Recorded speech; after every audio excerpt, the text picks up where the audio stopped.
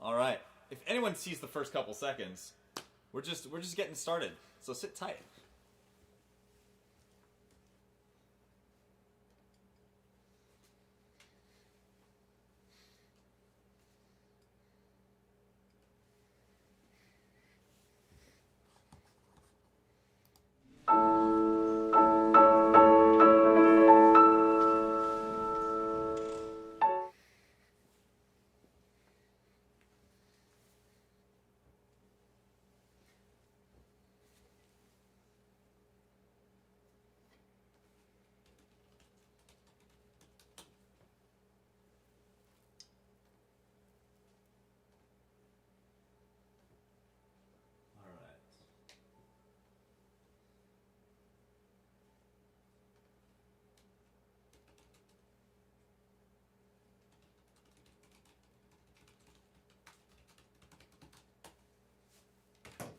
All right.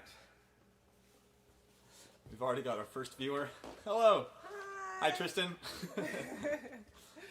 All right.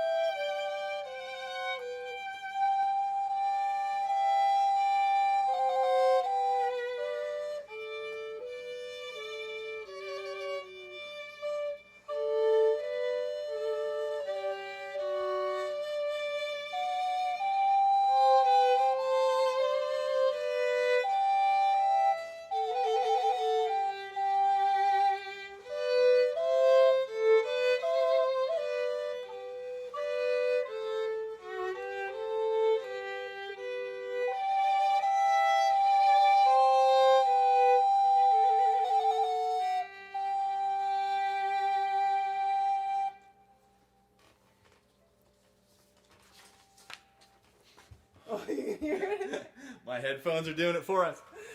Okay. All right. This one? Yeah. Okay.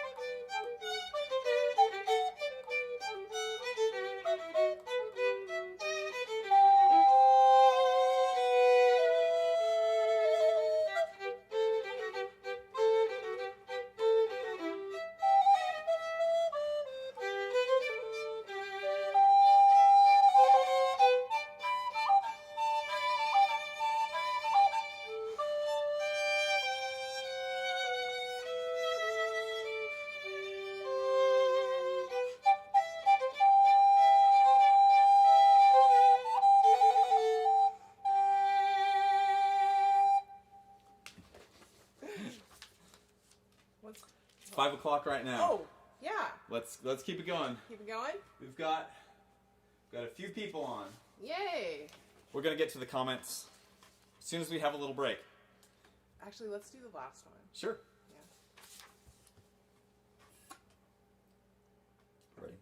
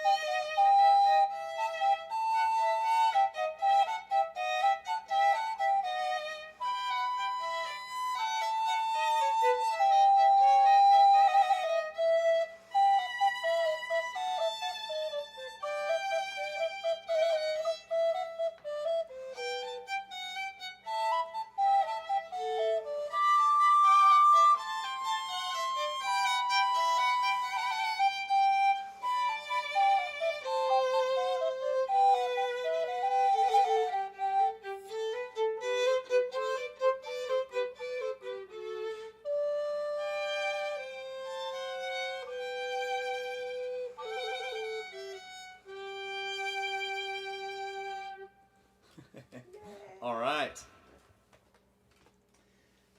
We'll turn the reverb off there so we're not... We'll turn off the concert hall sound. Yeah. We don't need to be there anymore. Thanks for joining us, everyone. I don't know who's watching, but I'm excited. Okay. So I guess we should check in to see how many people are here so far.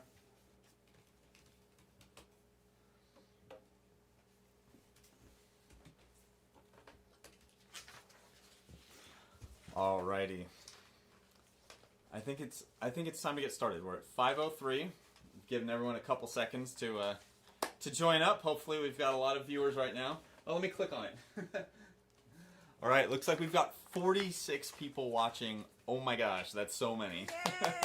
Thank you everyone so much for joining us. My name's Robin Whitehouse, and this, of course, is Rebecca Jackson. I am an audio engineer, and I've been working with Music in May since 2014. And Rebecca is, as many of you already know, the artistic director and founder of Music in May. And we are here together doing our final at the end of our every year Music in May. In the name does music, and this is our final big shebang at the end of, we've produced 19 videos together, I think. Yeah. We had a lot of help. A lot of people worked on their own videos and everything, but together it was a big old collaboration thing, and we are now at the very end of that. We'll talk more about the video productions a little bit later. I think we can take this this little screen off of our faces. For now, I want to encourage all of you, if you haven't already, to grab a drink. So in lieu of the live concerts that normally happen now, we are here on this new adventure. Thank you so much for joining us. And we're sorry that we can't be together physically, but we're so thankful that you're joining us now. And in addition to celebrating through viewing so much wonderful archived footage, which is thanks to you, Robin. It's been fun. You're here. But also, our mission and driving force at Music in May is it's chamber music building community. So even though we are physically apart, I want us to feel community right now through our screens, in our homes, enjoying our drinks. Anyway, so let's toast to the 13th anniversary. Cheers. Cheers. We'll get right to the first video that we had advertised, which is a photographic retrospective. And we can't do that without acknowledging our photographer, Scott Goodman. So many of his photos will be featured in this photo retrospective. It is of the past 12 seasons, and the music is live music from one of the concerts. That's right, yeah. And I've had the pleasure of recording all the Music in May concerts since 2014, so it's my pleasure that you get to listen to, you know, all of our efforts collectively on this whole thing. And while you're listening to the music, we're gonna get there. While you're listening to the music this evening, do you know what the piece is? We're gonna introduce him, but maybe we'll introduce the piece, the title afterward or something like that. But if you know what it is, put it in the comments. If you remember what season it's from, put it in the comments. Bonus points if you can guess who the performers are on there. That's fun. We're gonna be checking comments and everything during the videos. When we have a second to, you know, we don't want you to watch us on the computer. I'm sure you see plenty of that every day. And we've also got a couple prizes, I think, coming up. So when you listen to the photographic retrospective, there's going to be a background music, and some of you will probably recognize it. So the first one to comment and guess it correctly will win an album. It's music of Schumann and Dohnanyi, and it's by Ensemble San Francisco. So it's really good. I had the pleasure of recording that. Yeah, absolutely. So yeah, just comment if you recognize it. Bonus points if you know who's performing it. Okay, so let's time travel back. We want to thank you so much for your continued support. Please enjoy the photographic retrospective.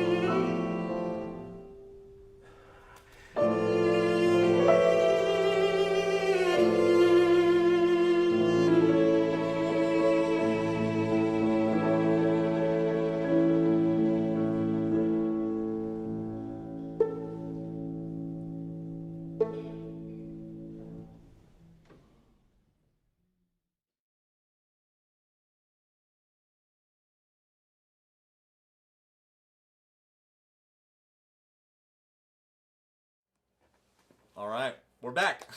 Oh gosh, it's so emotional to look back, and I think with so much extra time these days, it really is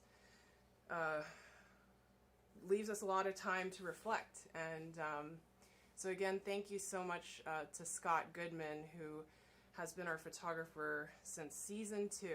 Yes, thank you, Scott.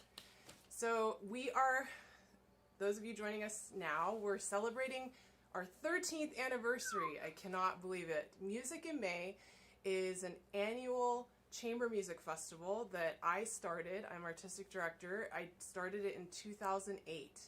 And so all through the evening, I hope that you will comment and we'll try to engage, because we want this to feel like we're all together, even though we're physically separate. Yeah. It's really too bad that we couldn't be together this year for the whole thing. I came on, Rebecca started in 2008, like she said. I came on in 2014. Scott was one of the first people there who was helping me figure out, how to navigate. And he was always like, no, you're fine. Don't worry. You're not in my way. I'll work around you. So it was great. It was a great experience my first year for many, many reasons. One of those reasons being that there were all these amazing musicians who came in, and I had never really heard that caliber of musicians all in one place, me getting to work directly with them before. So that was a really cool new experience for me. And every year, as I found out the next year, every year there was a rotating roster of musicians, of new talent that Rebecca would find and bring in, whether she had bumped into them in her professional work or she just knew of them and reached out to them and brought them in. So that's been so fun for me to meet these people for the first time. And sometimes they would meet each other for the first times there at the Music in May concerts. So it's crazy that musicians would come around into Santa Cruz from around the United States and sometimes from around the world to perform these local concerts. And I got to be right there to see the whole thing. Yeah. So why Santa Cruz? Santa Cruz is my hometown, and another really great, important part of Music in May is the outreach concerts, the community engagement concerts we do with youth, many who have zero access to arts. Everything that we do is focused on our mission of building community through chamber music. And a very important person in the history of Music in May is David Arvin. He was an incredible man. He has an incredible story. He retired as associate concertmaster of the Philadelphia Orchestra. He was my teacher, but so much more than that. He was also my mentor and also an invaluable advisor, attending every Music in May until his passing in 2017. And thanks to some of his closest friends, I know some of you might be watching, we have a David Arvin endowed chair. So for the 5th anniversary, I wanted to do something very special honoring David Arvin. And so I commissioned a piece by Paulina Nazaykinskaya, and there were many that he inspired. And one of them was the principal clarinet who played on the premiere. He's the principal clarinet of San Francisco Opera.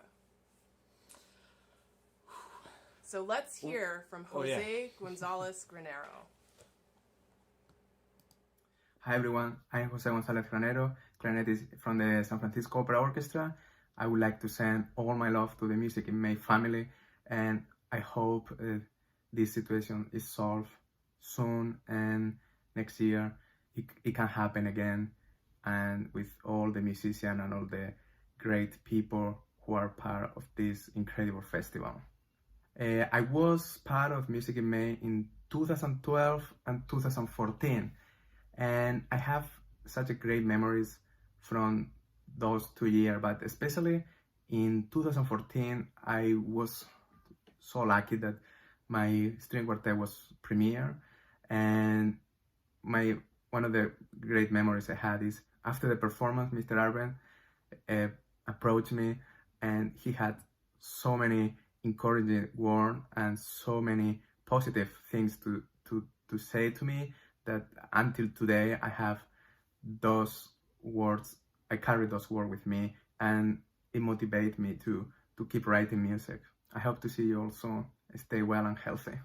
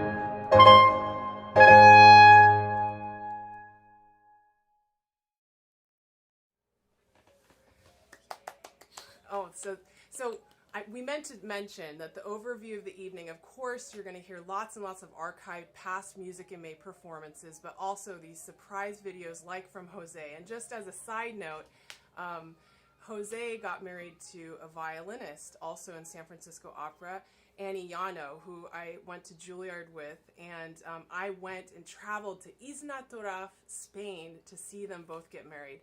And it was a week that I will never forget.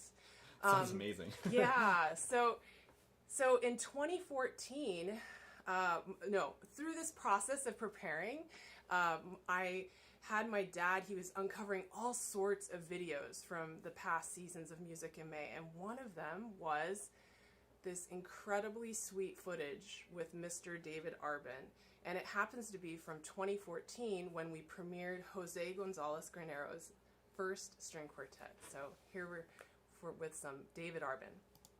Sweetheart. Oh, this is my baby. Good to see you.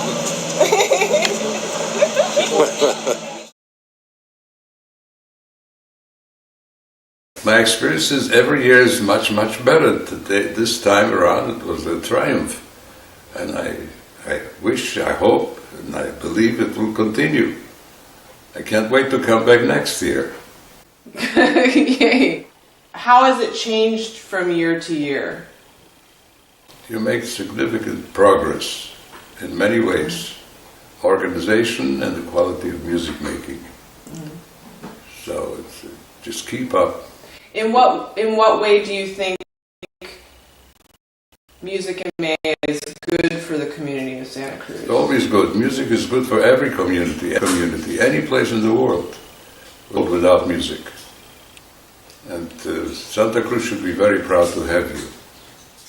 I'm glad you came again.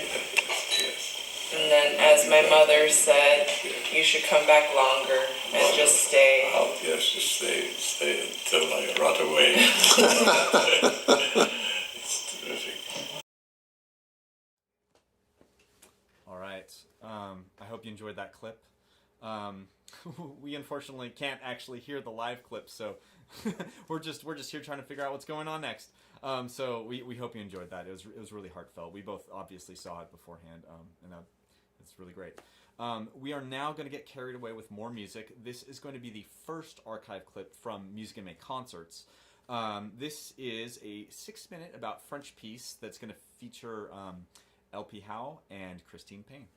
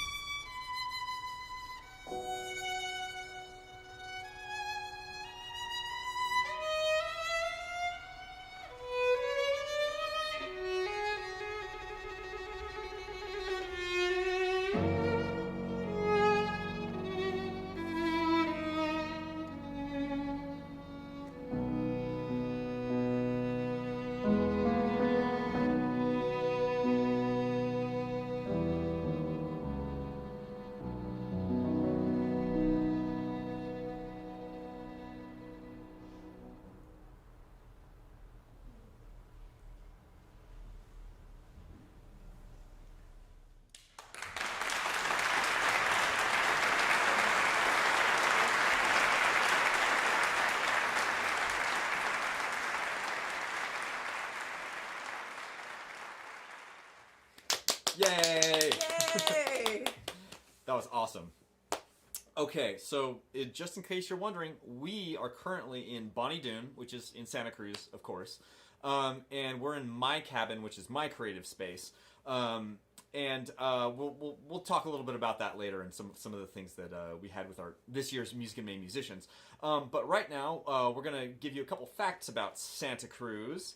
Number one is that Rupert Boyd, if you watched our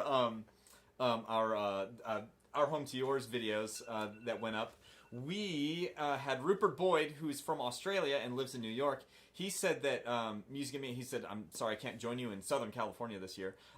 Rupert doesn't know that Santa Cruz is in Northern California, which just goes to show the diversity of musicians that we get to have at the festival, which is so amazing. So next year, Rupert will be coming here to the West Coast, and it's going to be so much fun to have him here.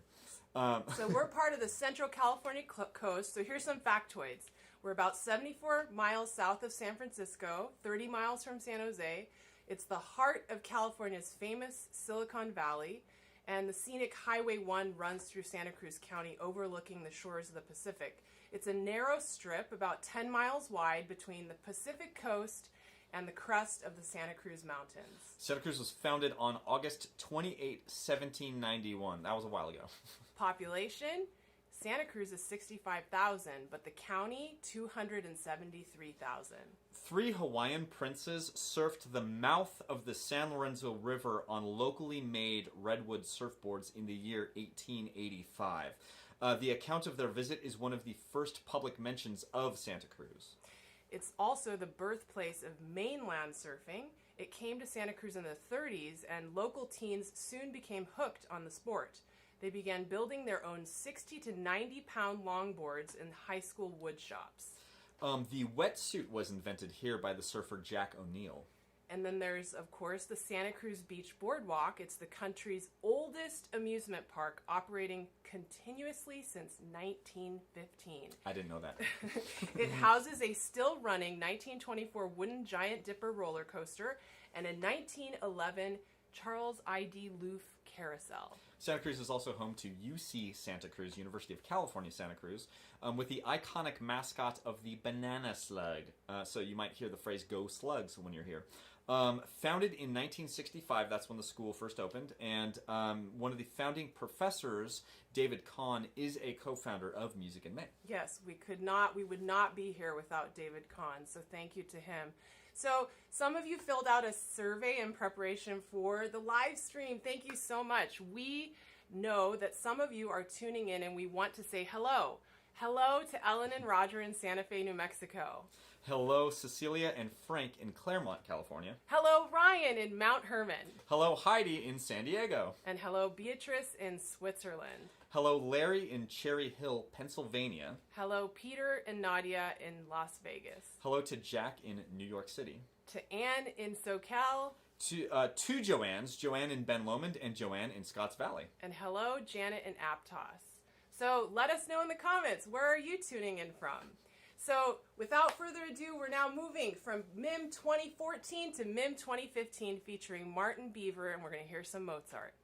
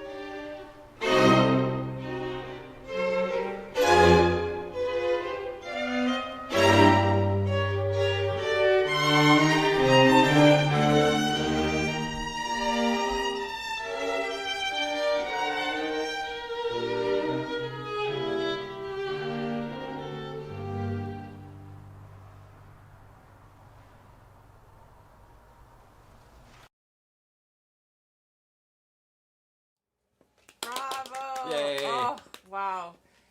It was, I remember that performance solo. It was such a, so inspiring playing with Martin Beaver and my other colleagues, but I was just blown away by Martin's playing, and so glad we're going to play a few more clips from MIM 2015. Yeah. But before we do that, I just wanted to let you know that even some of my friends who know of the Music in May website, which is musicandmay.org, they don't know that there's actually an archive. If you click on past seasons, we have the incredible Kai Christensen, who is a musicologist and has a profound love of chamber music. I'm sure a lot of you have heard his pre-concert lectures at Music in May and other chamber music organizations around the Bay Area. So in the past seasons, there's a drop-down menu. So if you're curious about any of the musicians and their bios or notes, they're all written by Kai. If you just go to the website and click, you can read all about it. And it's too bad we didn't include Kai as one of the videos, because he's so, even if you don't like classical music, he's so interesting and engaging to watch and talk about it that it's captivating. Yeah. So we're really lucky to have him. Absolutely. Speaking of support and things like that, Music in May cannot happen without the support of its sponsors. So I'd like to thank a few of those right now. We have Swaff Wine Bar, Birachino Wine, 90.3 KAZU, Good Times Santa Cruz County, Community Printers, West Cliff Inn, Lulu Carpenters, Canyon View Capital, and Kate Alm Suzuki Piano Studio. Thank you so much. Thanks to everyone. Yeah, and also this year, without the ticket revenue, there have been so many of you who have given and supported, which allows us to support our musicians and artists. So thank you so much for that support. Really can't thank you enough. So let's go right into our next MIM 2015 clip featuring Martin Beaver, I'm also playing, Alexandra Leem, Jonah Kim, and pianist Christine McLeavey Payne playing Franck F minor piano quintet.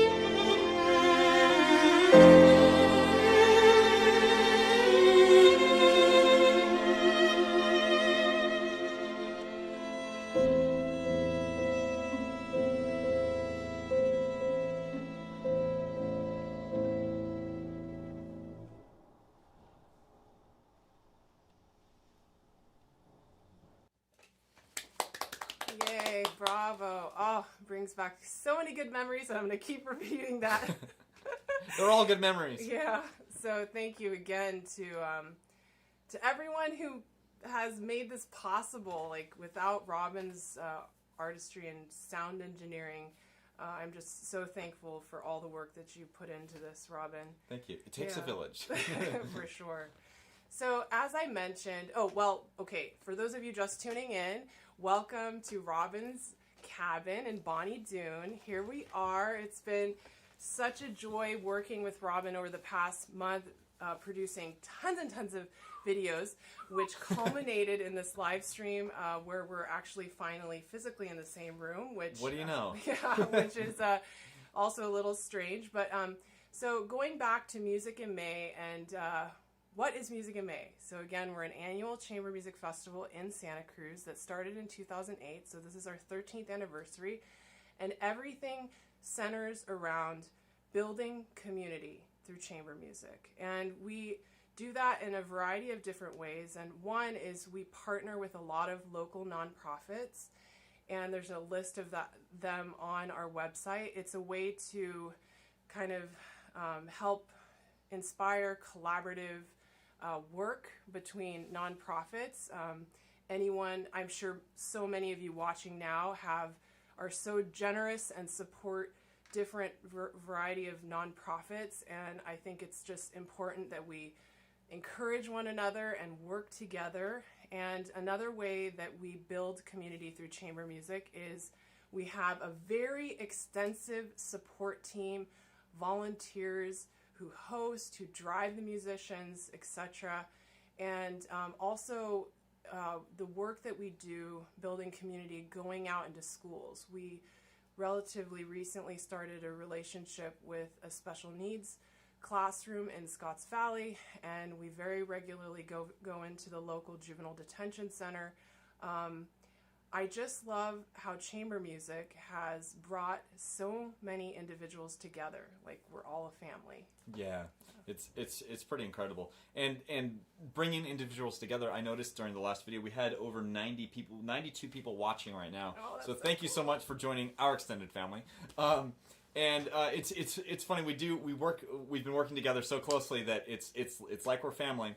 So that's why we're gonna have a little game right now, and I'm going to, from what I've picked up about Rebecca over the years, without discussing this in advance, I'm going to give you the outline of Rebecca's life and who she is, sort of, and then she's going to correct me when I get stuff wrong. Will I? No, maybe at the end. Yeah. and then I'll do the same, and then I'll make up your biography. Sounds good. So here's Rebecca's bio.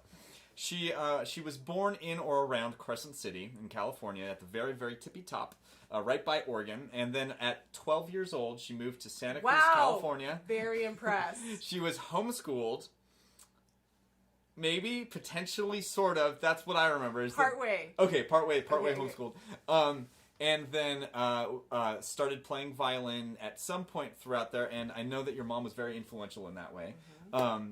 And when she graduated high school, did you graduate high school? I did. Well, technically, she at some point went to Juilliard to study there and did 4 years, I think. Yeah. 4 years at Juilliard, and she came back to Santa Cruz and did a master's degree at UC Santa Cruz. And wow. Thank you. I'm impressed with how much you know. And what else? Then I know that you started Music in May in 2008, and I know that you fundamentally, music to you is about bringing people together, and it always has been. It's not so much about that. Like, for me, playing music is fun. I enjoy playing music, and of course you enjoy playing music. But for you, the most fundamental aspect is the community that playing music creates for people. Yeah, and the relationships. Wow. Yeah. Good job, Robin. I'm impressed. So it was technically independent study, but, if that's the only mistake, bravo, Robin. All right. Okay, my turn. Robin grew up in San Diego, and he is one of three. Yeah, you got it. 3 kids. Are you in the middle? That's right. Oh, yes. Okay, and a sister and a brother. Yes. And he comes from I'm learning more and more every day, an insanely creative family. So his father just made, and I cannot remember the name of the instrument, but it looks like a sitar. It's a theorbo. It's an Okay. early music. It's basically a lute with extra strings on it. It's just so huge. And he showed me a picture. Oh, wow, amazing. And then you also made your own first guitar partway, and then your dad, which is sitting over there. That's right. Actually, Yeah. the first guitar was a bass guitar that my dad and I both collaborated on. And then I started trying to do a second guitar all by myself, and I didn't finish it, and my dad finished it up. So it's over there. Yeah, so and he did a lot of all sorts of stuff in theater, and then he came to UC Santa Cruz to study harpsichord. Yeah. Yeah, and he's obsessed with Baroque music. And I remember around the time when he came into my life that he was wanting to start or did have a Baroque hip hop. Oh, it was something along.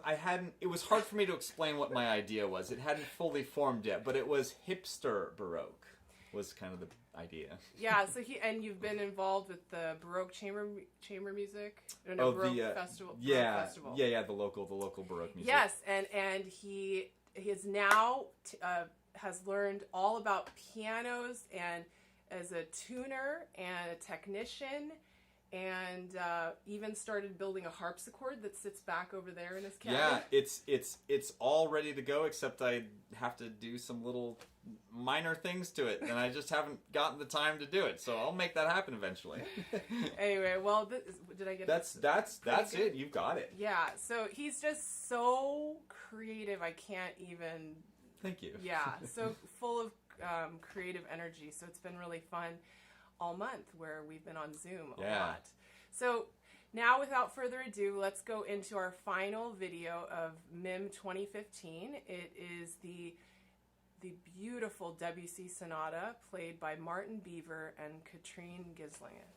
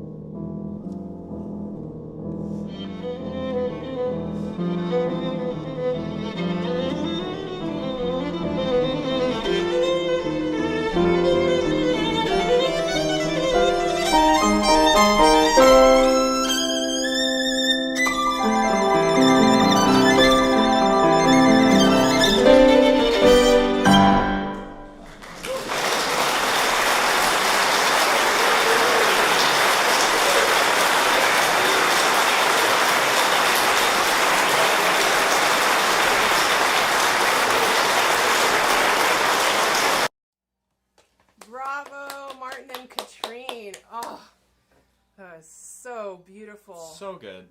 So, a lot of people wonder how I go about. So, for those of you who don't know, I'm the artistic director of Music in May. Here's Robin, the sound engineer extraordinaire, guru of many different things. Push buttons and twist knobs.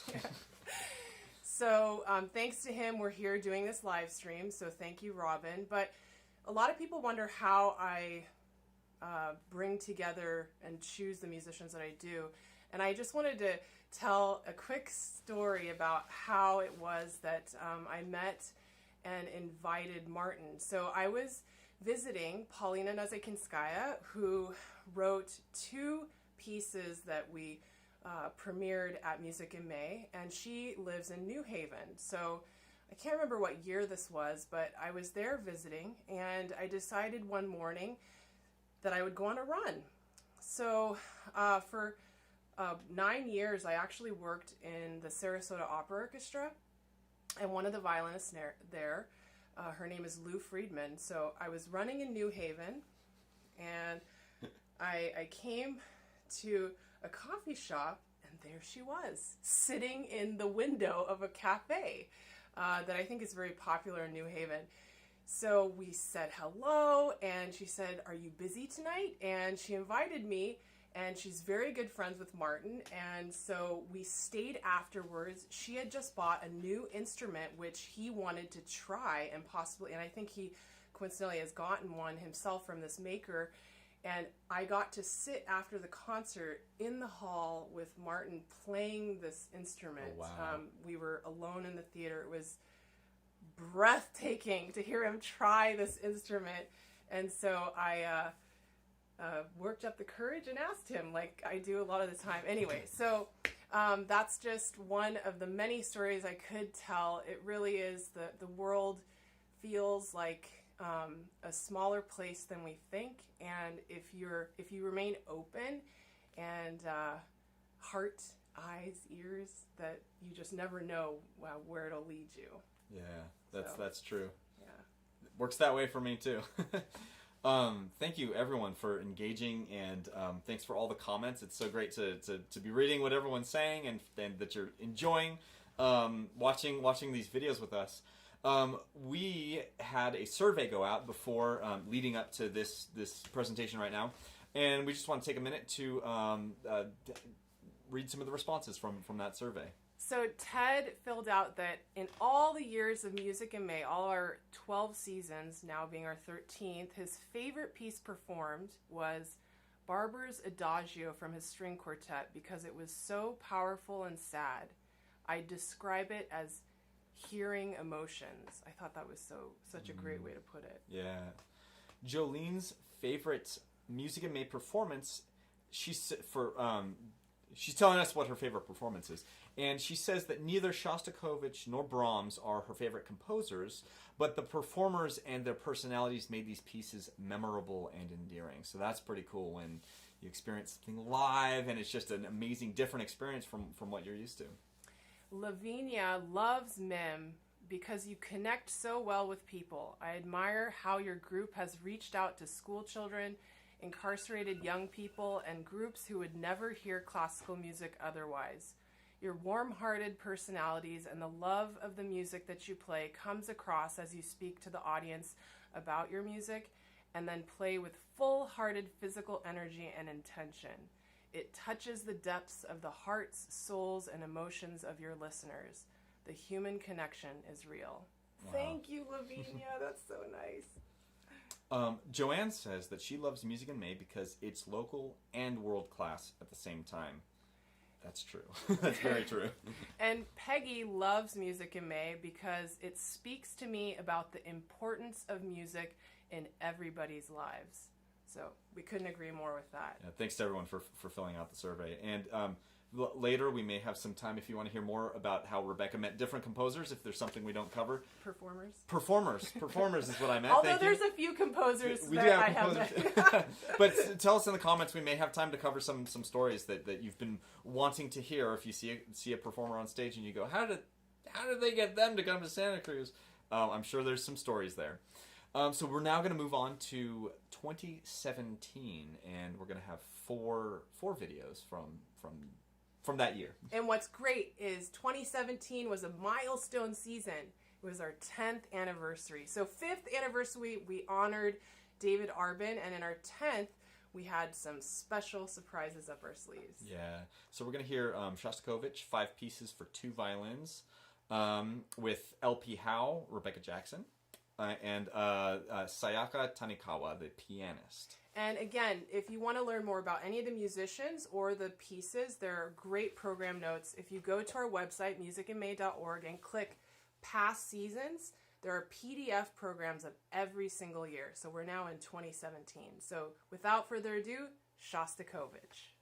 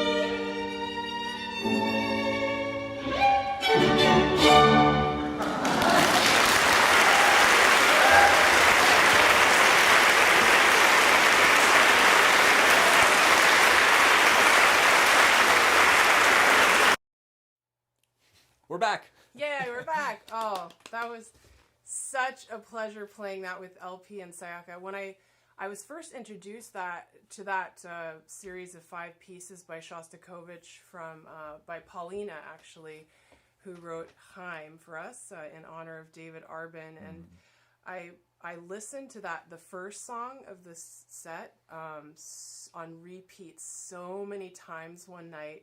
I just think it's one of the most moving little tunes ever. So for those of you just tuning in and joining us, sorry to repeat, for those of you who have been with us, I'm Rebecca Jackson, the founder and artistic director of Music in May, and Robin Whitehouse is our awesome sound engineer. And this year, with everything that happened, we pivoted, and without Robin, we would not have been able to bring From Our Home to Yours video series, which is a 2-part series, the education series, geared more towards young people, or the young at heart, and then the Offstage, which is more of a performance series. So we hope that you have enjoyed those, and Robin and I have been on Zoom for countless hours. And yes, take it away, Robin.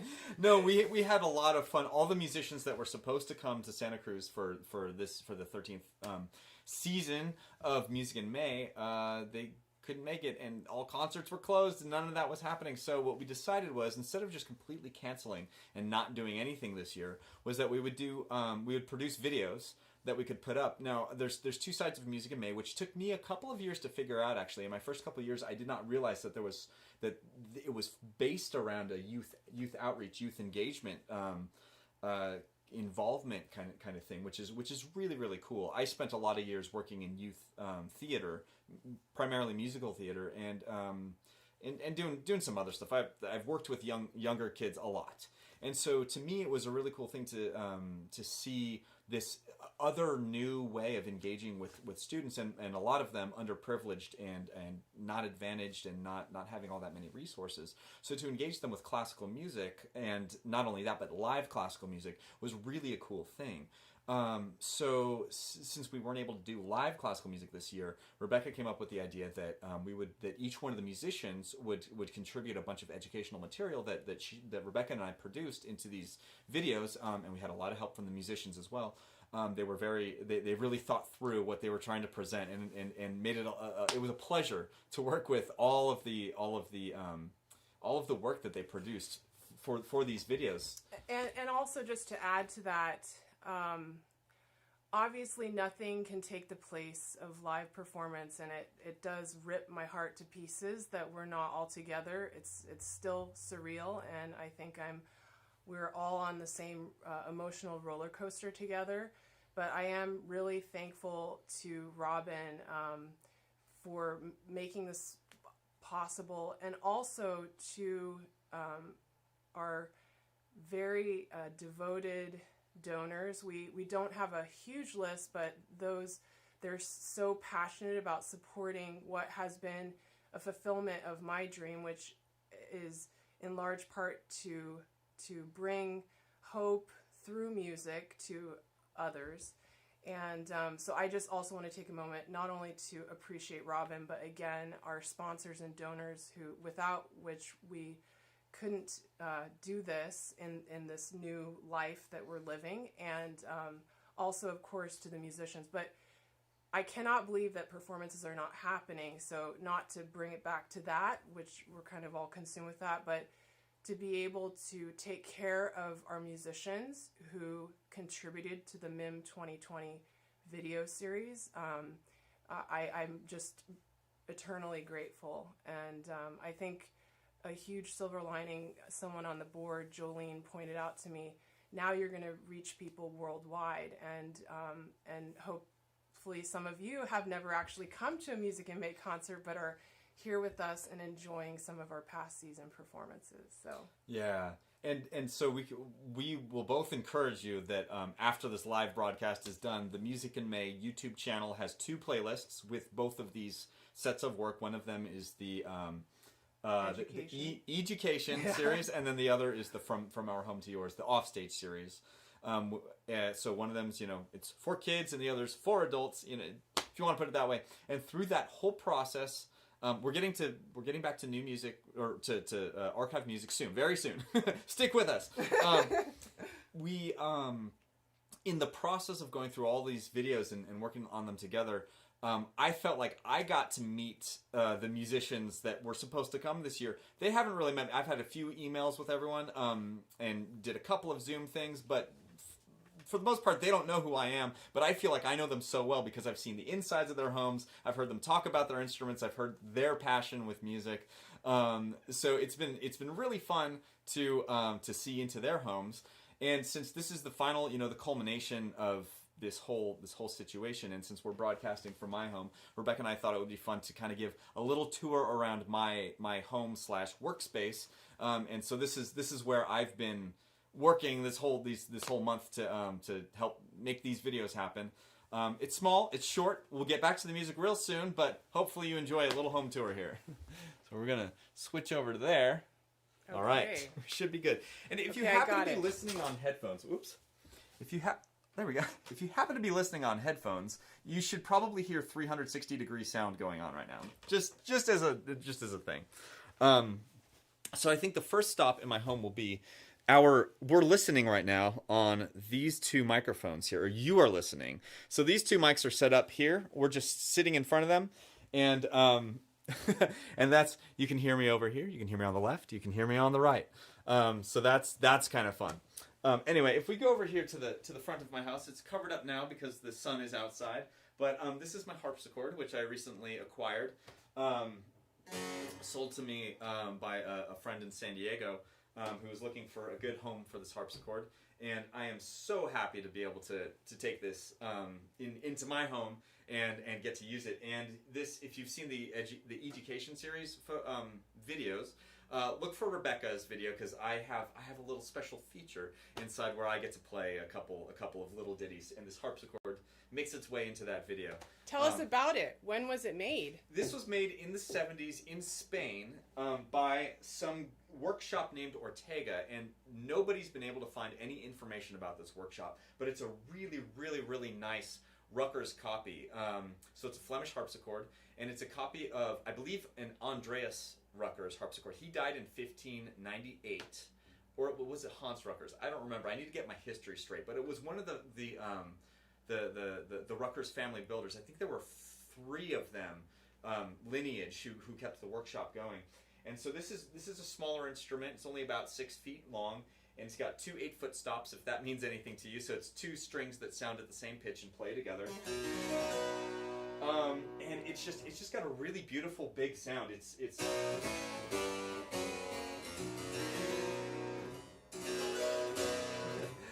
but I love this thing, and it's been such a pleasure for me to get to play over the past couple of months that I've had it, and I will be practicing and working and getting up my harpsichord chops very soon.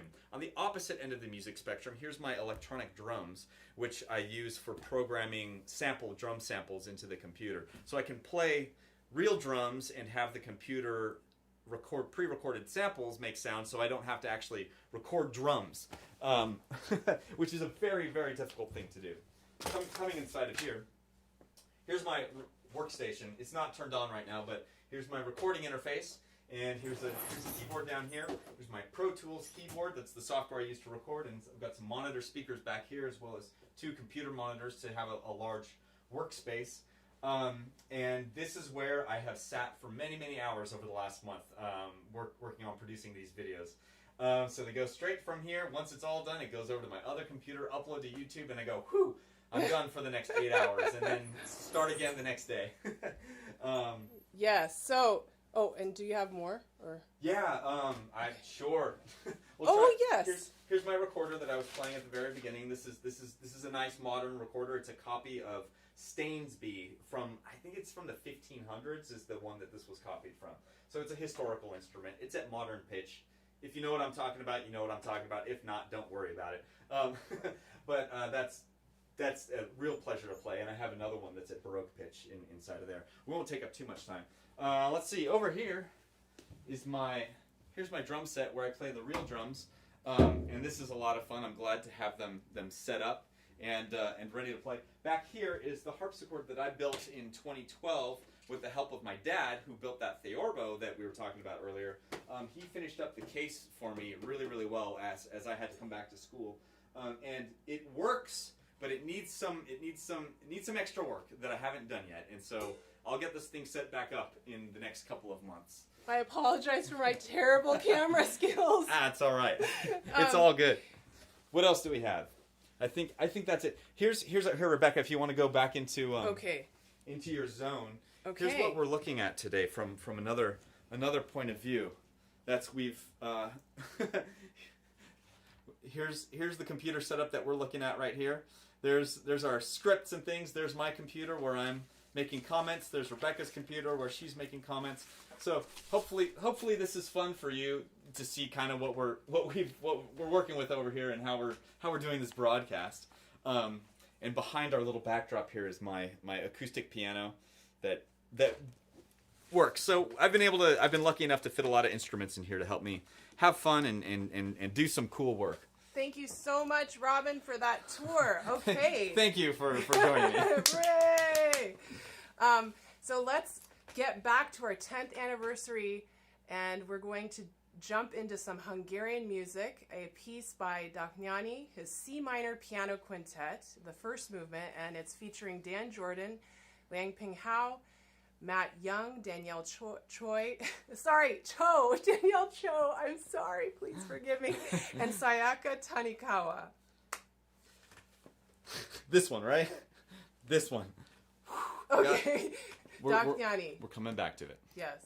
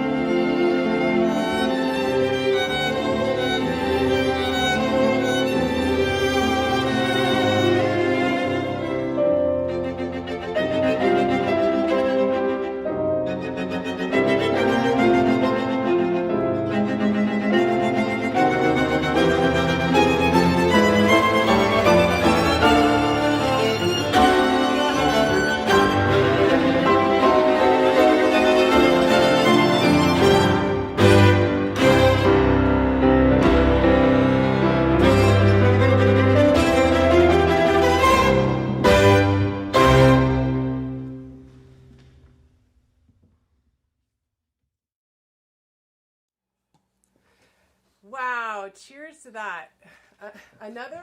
Cheers. Another thing that is so neat is, again, bringing people together through chamber music. Liang Ping, or LP as we know him, who I saw that he commented, hi LP. He's in the chat now. Yeah. Hi, LP. So he's in Santa Fe, New Mexico. Dan Jordan is in Sarasota, Florida. Sayaka is in New York. Matt Young is in San Francisco. And Danielle Cho is in Virginia. How neat. That was the first time that they had played together as a quintet. Oh, wow. How about that for music bringing people together? That's amazing. And if you want to see another monster piece that showed in 2017 in the 10th anniversary, it's up on our YouTube page. Don't go there yet. Finish the stream first. But if you're looking for great music later, it is the Epic String Sextet by Schoenberg, the Klarte Nacht.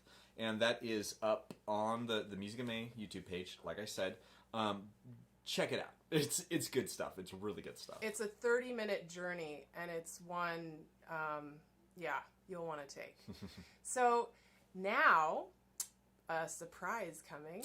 Ooh. So for another 10th anniversary MIM 2017 special feature was, you may have noticed in the photographic retrospective, there was a beautiful ballerina, Kimberly Marie Olivier. And she has become such a dear friend. I'm so inspired when I sit in the pit and look up on stage and glance out of the corner of my eye because I'm focusing on playing my violin. So she was featured at the 10th anniversary, and Olivier, so some of you may recognize that her last name is the same as bassoonist Rufus Olivier, who is one of our featured musicians this year. Yes, they are related. Rufus is Kimberly's father-in-law. Wait, yeah, Rufus is Kimberly's father-in-law, correct? I had no idea. I met Kimberly that year as shuttling people around and being at the performances at the youth outreach. And she was super cool, and I was like, okay, she's a person. And then Rufus's videos were amazing and hilarious and super funny. Check him out. So great. It's so good. And then Rebecca, it was maybe a week ago, she said, by the way, you have to check out this video. Did you know that she's they're related? And I'm like, what? It was a mind-blowing thing for me. So. Yeah, no, I love, again, small world connections. And so this surprise was, Kimberly reached out to me a couple weeks ago, and as I'm sure all of you are experiencing, there's so much performing artists are turning to online content. So during this time, Kimberly and I, we collaborated, and it's what we termed the quarantine collaboration, our surprise gift for you.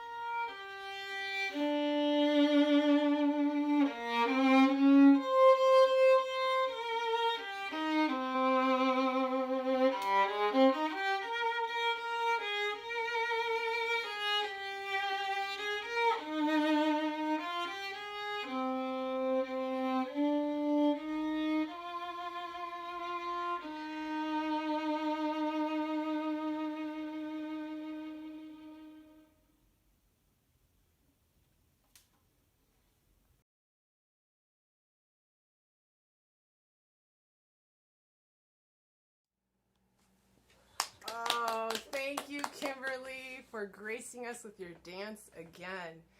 Truly from her home to ours. It looked like her kitchen with the dance floor. Absolutely, yeah. So if I didn't mention, I don't even remember, San Francisco Ballet. So if you've gone to see San Francisco Ballet, you have seen Kimberly Olivier on stage. So before we have another fun surprise, I have a surprise for you, Robin. Uh-oh, I'm not prepared for this. So there is nothing that I can do to thank Robin.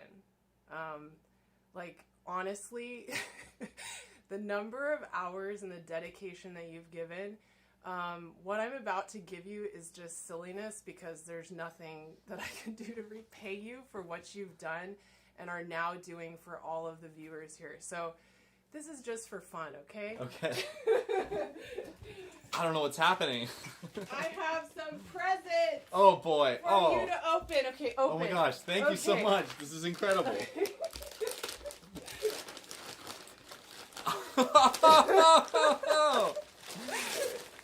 It looks like Rebecca does know me pretty well because I love root beer. Okay. And Brundeberg's like the best stuff out there. And look, don't you love the wrapping paper? You know what? This wrapping paper Yes. reminds me of my favorite joke. What is Beethoven's favorite fruit? Ba, ba, ba, ba. Banana. Banana. Isn't that the stupidest but That's most... really great. I love that joke Well, so so I much. almost got it. I said da da da da, but I didn't say it with banana. Well, I mean, you got it, but... Oh, peanut butter filled pretzels. Gosh.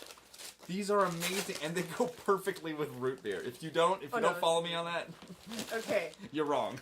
Two more, then we're going to get to our next surprise. Oh my gosh, this is so amazing. Thank you, Rebecca. This is really nice. No, I can't thank you enough, Robin. Oh, but I'll keep trying. These are not silly gifts. These are amazing. so fun socks. They're fun socks. Oh my gosh. Yay. Oh my gosh. Show them the design. These are amazing. It's Pair of Thieves socks. This is not an advertisement.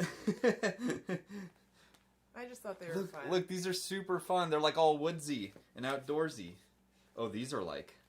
What? That's a style. I know what that... there's a name for that Let's style, ask my and I like sister. it.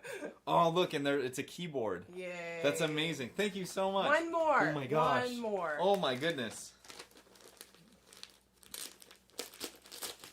I hope it's a pony.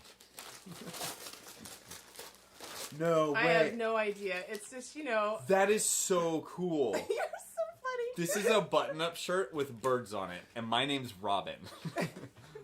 Look at that. Look at that. Oh, thank you, Robin. This is amazing. Thank you, Rebecca. Yeah. Because of social distancing, I'm afraid to we'll just... But like... Yeah, okay, great. Thank you so much. Wash your hand. Okay. So we have another surprise for you before we move into the next part of our program. Which is 2018. Yeah, that's true. Yes. Coming up. Actually, we have a few more video surprises. So the first one is from a dear friend he's a pianist who performed at 2009 and 2012. He is known for his design. He designs his own sparkly shoes. Konstantin Sukovetsky.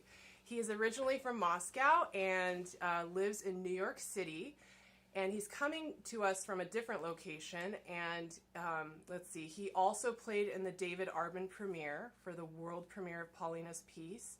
And he and I go way back to Juilliard school days. Cool. So I had a Zoom with all the musicians who are part of David Arvin's piece that Paulina wrote, inspired by him.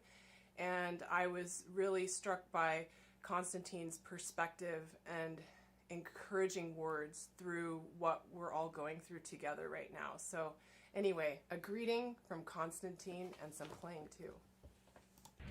Hello friends, it's Konstantin here from Cooper's Beach, Southampton, New York. What strange, surreal times, and I am, however, so happy to join in celebrating music in May. So many amazing memories, so much great music, and very important new colleagues and collaborations for me Of course, it all began with Haim and amazing Paulina Nazaikinska, who wrote this stunning, profound artwork ensemble piece on the life of late David Arvin, of course, who is missed so much and whose life was such a triumph of perseverance, love, and empathy. Since meeting Paulina in Music in May, we have collaborated on so many remarkable projects, and we have a few coming up in 2021 that are particularly flabbergasting. But right now, I want to congratulate everyone and Rebecca, who created this amazing experience for all of us, that is Music in May, with the anniversary, with ability to adapt and virtualize, which is what you did so beautifully, and all the musicians and my colleagues for making music together, and we shall do that again. But how fortunate are we to have the video archives of what was already accomplished. And also, when I get off the beach, I'll send you a musical souvenir of something very, very special. It is the latest piano miniature that Paulina composed for me, and we collaborated on creating a synthesized orchestra. I will, of course, only play the piano part now, but the orchestral version of Remembrance is its title. Will be released shortly internationally on iTunes and Apple Music and all that wonderful stuff. So big hugs to you, and I'll see you at the piano.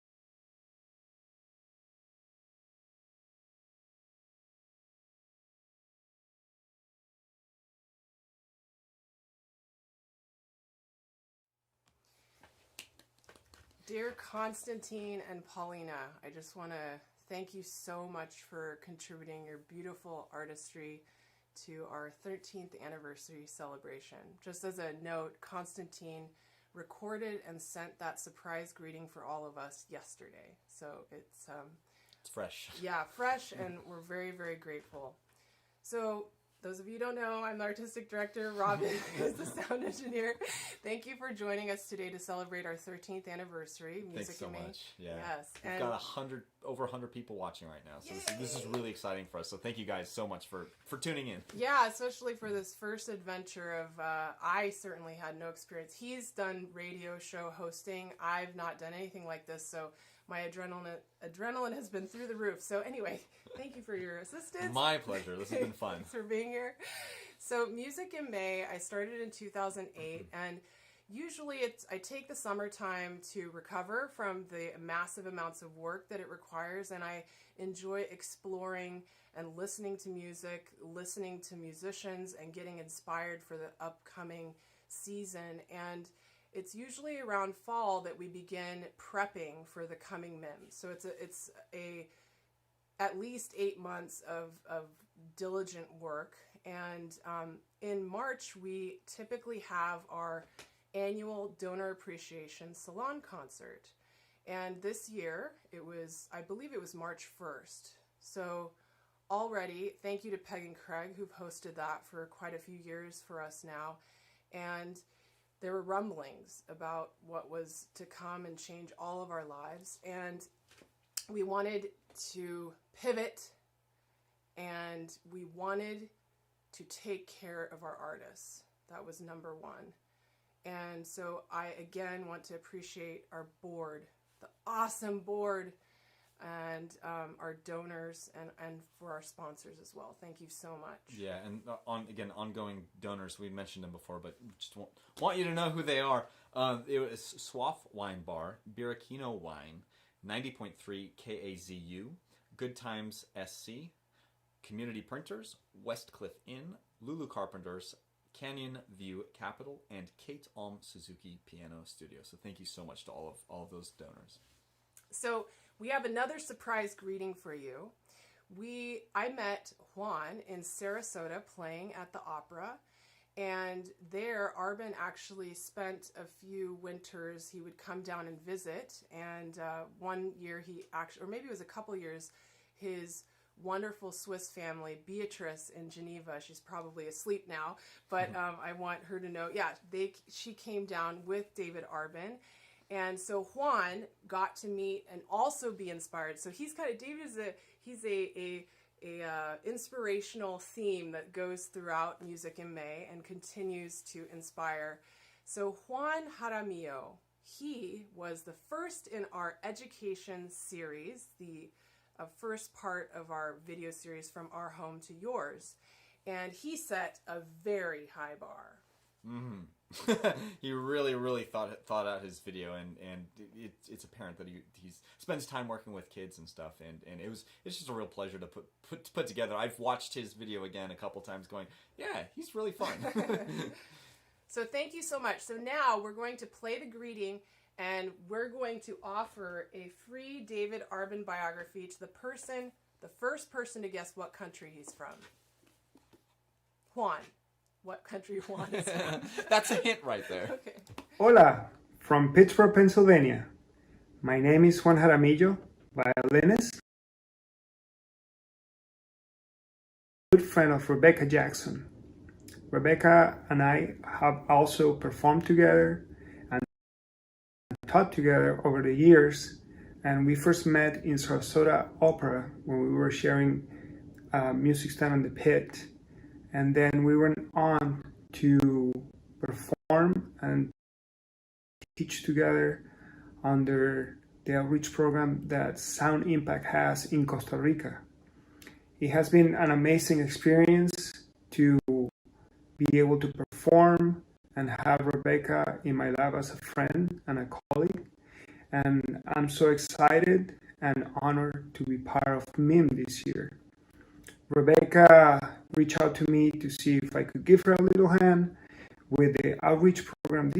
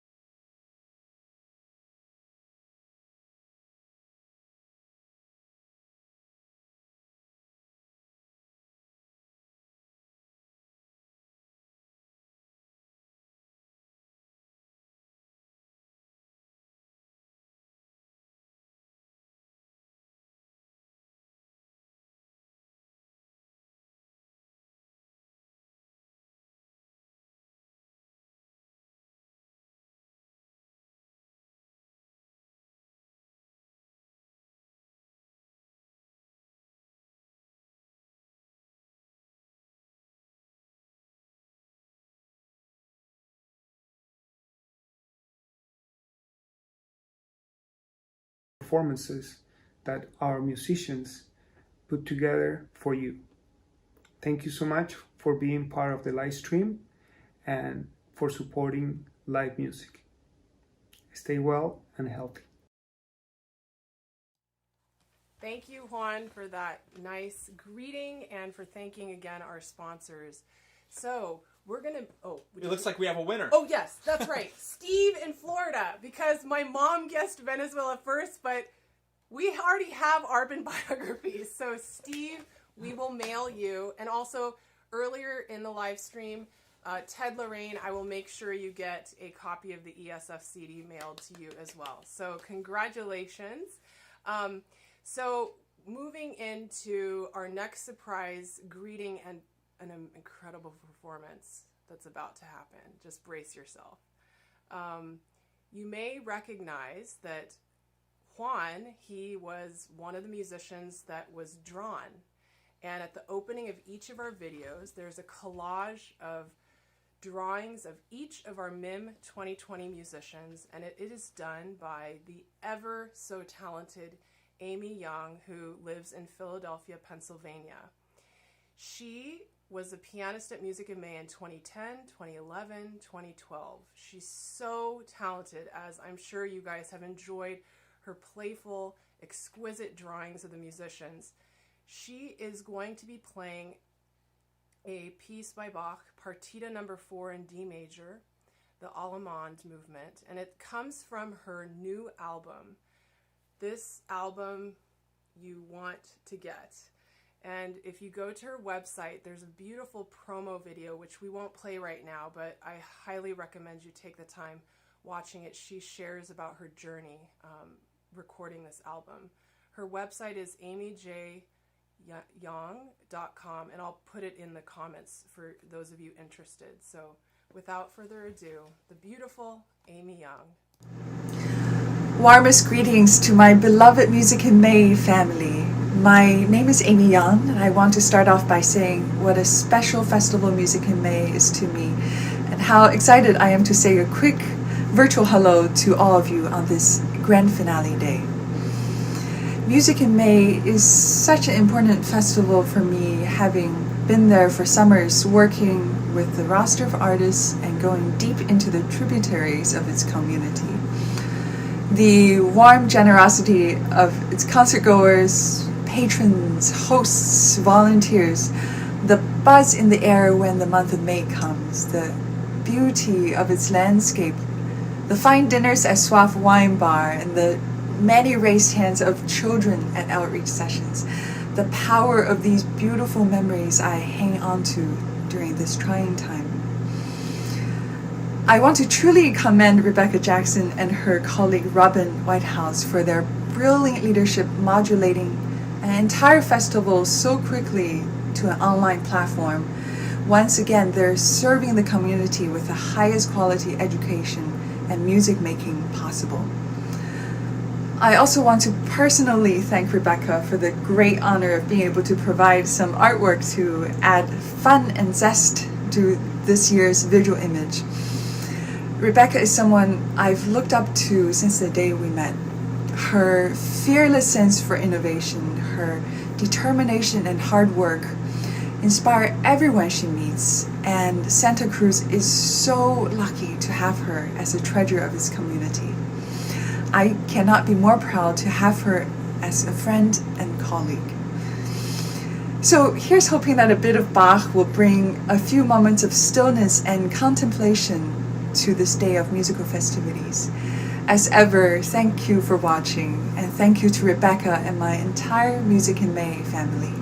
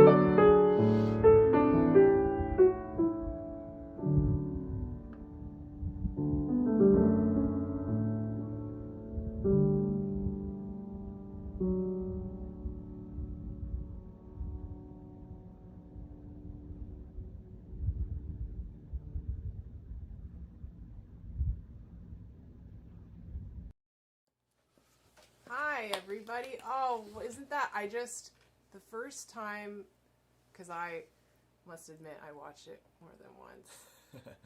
There's something about Amy's playing that is so moving to me, and then to think that she created those drawings of all the musicians. Yeah, I was stunned when I heard there was going to be a collage, and I thought, okay, cool, that'll be fun. And then I saw it, and I'm like, these are amazing. Yeah. Yeah, so it was really fun to have those. Again, if you haven't seen them, the educational videos as well as the offstage series, it's at the beginning of every one of those videos, so check it out.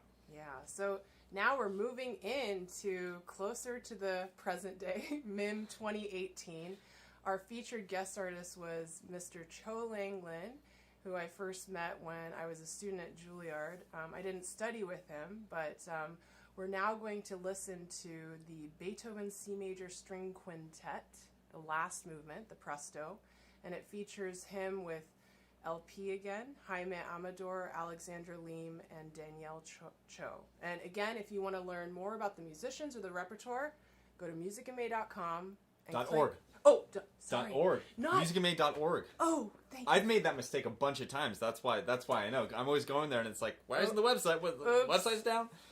.org. And if you click under past seasons, there's a little drop down. Yeah, there are PDFs of all of the beautiful programs, which, by the way, I want to thank Tu Trong, who's been our graphic designer. Thank you so much for the work you do for us. And also, shout out to Community Printers. I'm so sorry we don't have the physical programs this year, but thank you so much for always being so generous to Music in May. So enjoy Beethoven's String Quintet, the Presto.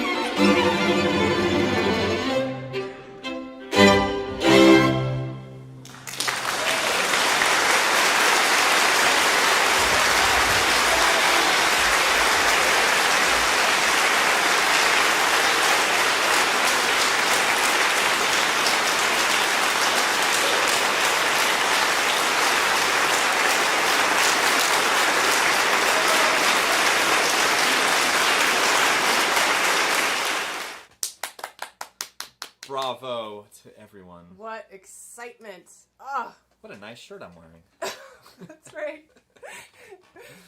It looks very good on you. Thank you. Arvin. I like it. I'm going to wear this all the time. Oh, I'm so glad you liked it. Oh, my sister helped me pick it out, so thanks, Elizabeth. Thanks, Elizabeth. I'm enjoying some ginger beer. This if any is, of you would like to crack open a cold one. yeah, this is actually unusual because I don't know, it's been probably 6 weeks now. Literally, I've been on Zoom with him every single day, and it's me sheltered in with my sister in Cupertino. So he's gotten to know my sister because we're always on Zoom. Always. And now we're swapped. My sister's in Cupertino, and I'm here with you in your cabin. Yeah, and in she's watching us, Dune. right? Yeah, yes, she did say she would. Hi, tune Elizabeth. in. Make sure to keep our 6 feet. Oh yes. Being safe and healthy. So let's see. Oh, I wanted to mention a little story of the Jaime, who is playing in the Beethoven there, Jaime Amador. I've known him since I was 16, and that was the first time featuring him at Music in May. Since he was 16? Well, no, I've known him since I was 16. You were 16, wow. Yeah. So we met at a music camp as kids in upstate New York called Meadowmount, and it was him along with, I think it was a total of 7 Puerto Ricans there that summer, and I became really close with them, and I spent some summers in Puerto Rico, which coincidentally was where I met David Arvin. It's all coming together. I know. I'm learning so much right now. I love all this small world stuff.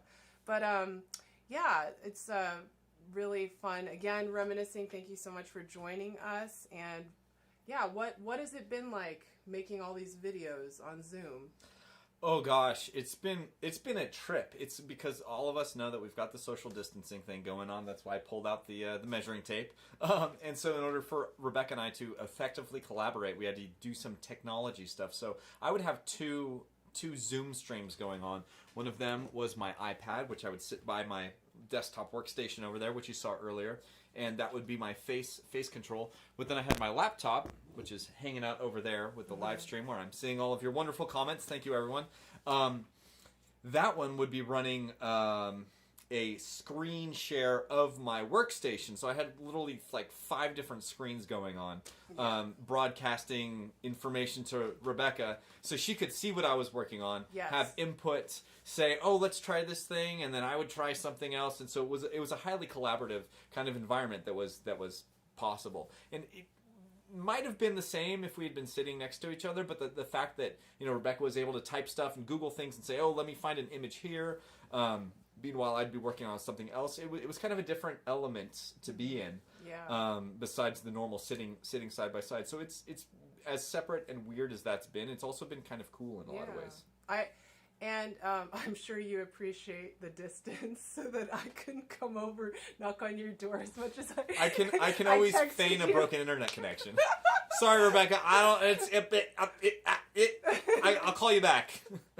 But in the comments, for those of you, I know a lot of you have already seen a lot of the videos. Did you have a favorite? Why? Just curious. I mean, since this seems to be the way we're going to be working for the foreseeable future, having your feedback, we really appreciate that. Although I don't know how soon you want to sign up for another series. I'm just kidding. We'll work it out. We'll make it work. But one fun story is, it was one of my favorite little things in the videos was actually bassoonist Rufus Olivier's video, where he said, he made the comment, everyone submitted their videos, and he said, I'm here in an undisclosed location in my bassoon cave. And when he said that, I immediately thought, Robin, can you do dun, dun, dun? And Robin has an archive of... I have an archive of about 75 shows of sound design for musical theater that I've done in the past. So I just pull up the archive. It's like 150 gigs, and I just start searching through it. I've got, you know, keywords and stuff like that. And I'm going, all right, dun, dun, dun. Do I have that in there somewhere? Sure enough, 10, 12 years of sound design, and there's a few things in there. So I was able to find the sound effect that we were looking for, throw it on the video, and then do the epic dramatic zoom in on Rufus, and it was just so much fun to be able to make those kinds of implementations to the video. Both Rebecca and I working on the same, like, I've got an idea, let's put them together, and hopefully the kids really liked them. It's different from what I've done. I mentioned before that I've worked with kids a lot, but I haven't necessarily directly produced content specifically to try to engage them. So that was an interesting new arena for me to enter during this whole thing. Yeah, and just another little tiny bit, when he didn't have anything in his sound design menu, for instance, after I played my little fiddle diddly, at the end I said, Robin, I want to yee-haw. So he just recorded it. I just screamed at my computer. And there's the yeehaw. That's all we need. Yeah, so we made it work. It was fun. And again, thank you for those of you who have supported so that we can support our artists. So let's move into some more music, wouldn't you say? I agree. Yeah, so where are we now? Oh, yes. We're in 2018. We're now going to be watching Tchaikovsky Serenade for Strings, the Waltz movement. So it's a short 4-minute movement, and it features 15 strings. And as you're listening, I want you to imagine, again, a lot of people know Music in May for the main stage concerts where we all come out in our fancy attire. But what was so special that year was taking that ensemble into the Santa Cruz Juvenile Detention Center. So I want you to imagine that. The power, we were in a small room, all those musicians imagine sitting on stage, and those children getting to experience the vibrations and the heart and intentions of all those musicians. It was a very, very special year. So enjoy Tchaikovsky.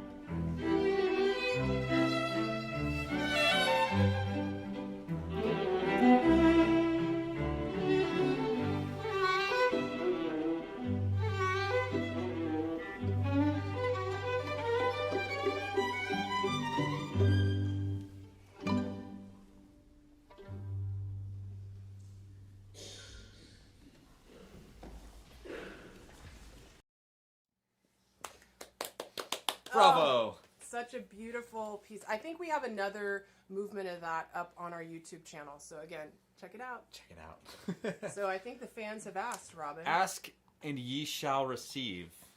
Here are some socks on my feet. Woo! I'm so glad I have this extra angle to show you. Aren't they fabulous? Aren't they beautiful? Thank you so much, Rebecca. These are beautiful. They will serve me well for a long time. Oh my goodness. Okay.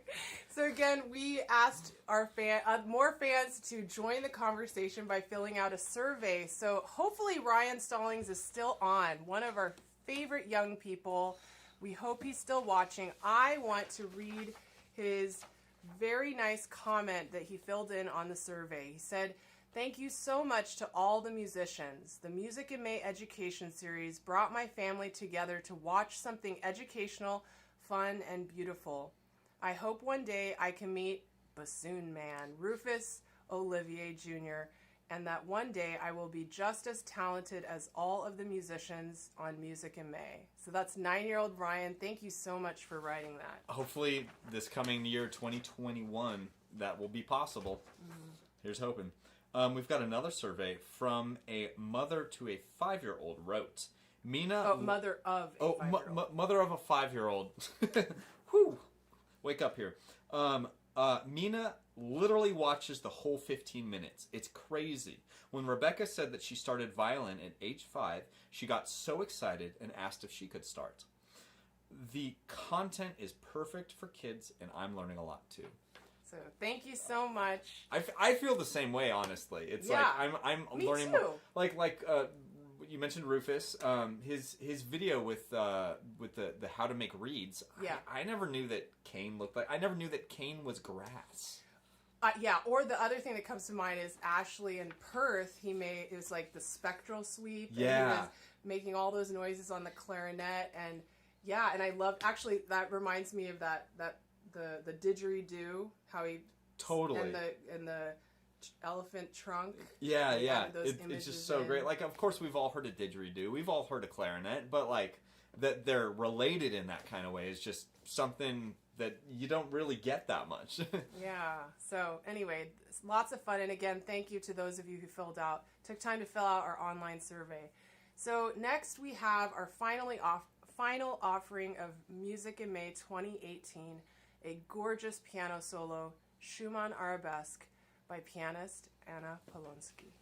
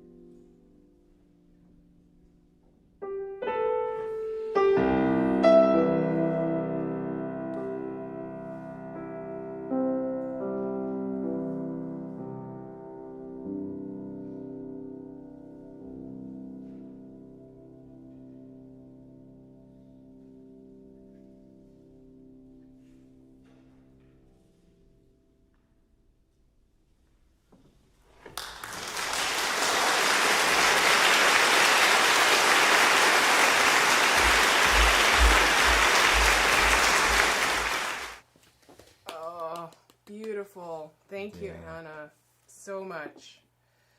So now we have some more surprise greetings, and I think they're actually tuned in. So I'm going to say, hi, Danielle and Tiffany. Thank you for contributing to our surprises, our surprise greetings. So Tiffany is a violist, and she's That's that thing she's playing. Gosh, I can never figure it out. So Tiffany is in San Francisco right now, and Danielle Cho is in Virginia. And we all came together. Well, Danielle and I came together first. Well, they're going to talk about it, so I'm not going to give it away. But, okay, so they performed David Arvin's special piece that Paulina wrote. All roads lead back to David Arvin. And we produced these concerts on the East Coast.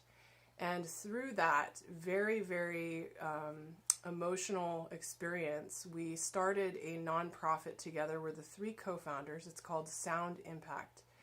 But really, it's a collective of musicians. And it all started and was inspired by David Arvin. One of the largest projects to date are going to Costa Rica and providing instruments and donated music. A lot of the community in Santa Cruz has actually donated, and I've taken those down on the Sound Impact Costa Rica tours. They have now switched to online offerings like Music in May. You can check them out at soundimpact.org. But really, it's been so special to have known Danielle and Tiffany all these years and to work so closely together. They really have, the two of them especially, have been doing so much work for kids. It's about empowering and connecting youth. So definitely check out soundimpact.org if you haven't already. And now let's hear surprises from Danielle and Tiffany. Hi everyone. My name's Danielle Cho, and I'm so excited to be on here. Thank you for inviting me, Rebecca and Robin. I'm really excited to see all the archive performances tonight. I'm a cellist, and I've been a part of Music in May for 3 seasons, and my first year was in 2011. I have so many fond memories from that year. I got to perform the world premiere of John Weinglass's piano trio with Amy and Rebecca, and I got to perform the Janacek string quartet with Michael Tree, which is something that I will never forget. Above all, I think it's just the friendships that have formed as a result of Music in May. 2011 was the first year that I had ever met Rebecca, which has led to years and years of friendship, and also the formation of our nonprofit together, Sound Impact, with Tiffany Richardson. And I don't know if Sound Impact would have formed if Rebecca and I hadn't met that year at Music in May and she hadn't invited me. Also, I had met violinist Richard Root there, and that led to years of playing chamber music together in Santa Fe. So I'm so grateful to Music in May for creating these opportunities and allowing us to get together, eat some incredible food. I must say the hosts and the volunteers at Music in May are incredible, and I've had some really amazing experiences with just eating great food, but also having these times to just bond with other musicians in our downtime, I think has been really wonderful. But of course, above all, it's the music making that makes it so special, and to be able to share the stage with such high caliber, world-class musicians. I think, and I hope that we are all able to, get over this time that we're going through right now. And I really look forward to the day that we're able to play chamber music together. Anyway, I wish I had a glass of champagne right now, but it's morning time here in Washington, D.C., so I don't. But I just want to say congratulations and cheers, and let's keep making music. Hi, I'm Tiffany Richardson. I'm a violist, and I was at Music in May in 2016 and 2018. So wonderful to be here with you all tonight. traveling down memory lane through these wonderful performances, and it's so great that we can still come together through music when we're all apart, all over the place. I'm calling in tonight from San Francisco, and when I think about Music in May, I think about the wonderful time, the people that I got to perform with and spend time with, our wonderful host families, Jolene and James and Peg and Craig, that welcomed us into their homes, shared incredibly delicious meals and really quality time, making us feel like we were a part of the family. And of course, the incredible performances. Something that stands out to me is the time that Rebecca and Danielle and I spent as co-founders of Sound Impact together as in residency at the juvenile detention centers in Santa Cruz and Santa Clara. And one day in particular that was really incredible was the last day of our residency in Santa Clara. And that was the day where we came together for a collaborative performance. So this is when the youth took the writings that they had done about their lives and their experiences and shared them in musical conversation. They got to choose who was responding with the music and in what style, and they shared their really vulnerable stories and personal moments and tales through their own writing. And to see such vulnerability and just openness in that moment was really, really incredible, and be able to musically respond as well and be there in that way was just such a powerful experience. So thank you to the Music in May team and everyone who makes those types of engagements possible. The education work is so important, and congratulations to the 2020 team that's come together online. I'm sorry you're not together in person performing tonight, but everything you've done through these really engaging, innovative videos has been a gift to everyone, and I know kids are enjoying them all around the world too. So congratulations. Thank you all for bringing us together tonight and listening to this incredible music. And one last quick memory that I will never forget is spending time with David Arvin at the Jackson's house after the Music in May concert. So thank you all for these incredible experiences. Congratulations, Rebecca and the Music in May team. And thanks for helping us come together with the music, and look forward to being back with you all together in person soon.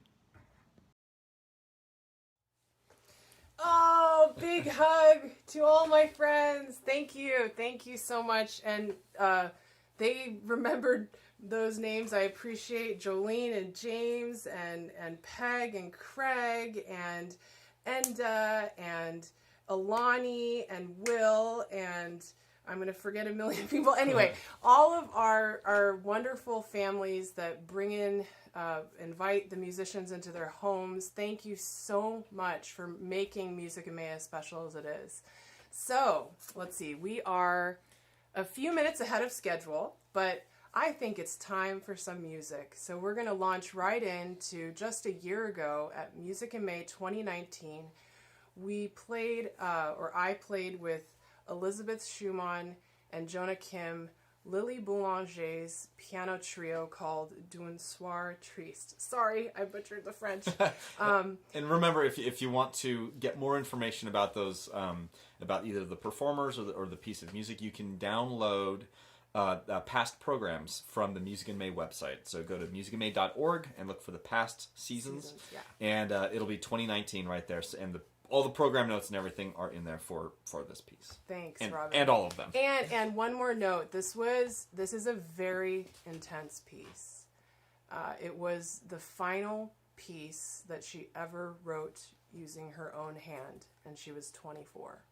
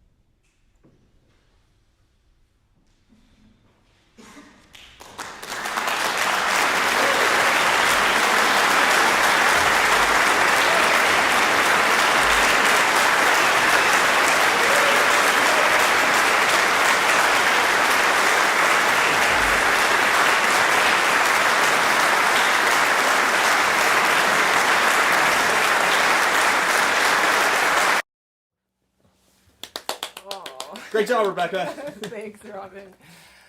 Oh my goodness. I very vividly remember playing that piece and thinking of Lily at the young age of 24 writing that. It was so powerful. And I feel, I haven't said this yet tonight, I think anyone who knows me knows this, but I feel so inspired, and I do not take for granted getting to play with people like the the musicians that come and play at my festival. I know it's only been a couple months or 3 months or whatever it has been. I've lost track of time, but I cannot wait for the day when we can make music together again. Robin and I, as we were listening right now, we're kind of reflecting on some of the questions in the survey. I think for me, why I love music in May, it's definitely bringing the relationships that I form and the massive unending rewards of getting to feel so deeply, and getting to share that with others, making friends, having the support, the encouragement, just the belief in what we're doing together. I'm overflowing with gratitude. and I really think coming in as an outsider, again, 2014 was my first year when it started in 2008. So I think that was the 7th season that I came in. Let's see, 2012 was 10. No, wait, sorry. 2012 was 5. 7. You're right. Yes, Sorry. I do math sometimes. What time is it? Okay. But it was clear from the beginning to me that it was more than just an organization of people saying, "Hey, let's put on some stuff." Like, I didn't know what was going on, but it was a very passionate environment to walk into. And at that time, the venue, it wasn't the venue because I'd done other concerts in the same place. I could tell walking in that there was kind of something special going on, something more heartfelt, a bigger sense of community, and that's kind of like. That's fundamental for you, and it comes through in I think in every interaction that we have over that week of Music in May stuff that's going on.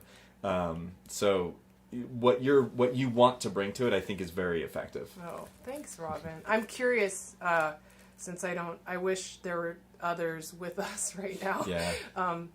Wish you guys could all be here. Yeah. I wanted to just ask you. You come from a family of deeply creative people, and obviously you love music. Mm-hmm. Why do you love music? Why do you think it's important? Why do I think music's important? Why do you love it? Just what?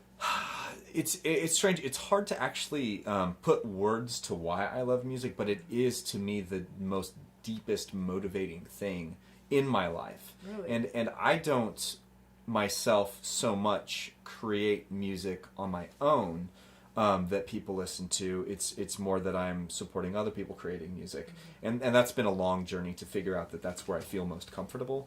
But there's something about the experience that I have listening to music that I want to help shape that experience for other people to also have. So in my way, primarily through audio engineering, but through also intimately understanding music, by also being a not very good but a capable enough musician for the things that I try to do. Those things inform what I do as an engineer, and what projects I choose to work on and what things I'm trying to accomplish when I do musical projects. And so Music in May to me is a very worthy place to put my efforts in to try to capture what happens there and bring it on. So this live stream right now is awesome for me because it's basically showcasing my work as well as all of these musicians in recording the concerts and capturing those special moments and being able to transmit them to the future is I think one of the deepest motivators for me in participating with music. Oh, well, thank you, Robin. And earlier in the live stream, Ted Lorraine won a copy of the Ensemble San Francisco album, which Robin produced. We worked on it very hard last January 2019, And it was also with Jonah and Elizabeth, who you just heard. Again, I really miss making music with others and can't wait for the day when we can all be together again. Robin, before we move into our next very special archive performance, We've got two more 2019 pieces. I have one more surprise up my sleeve. Uh-oh.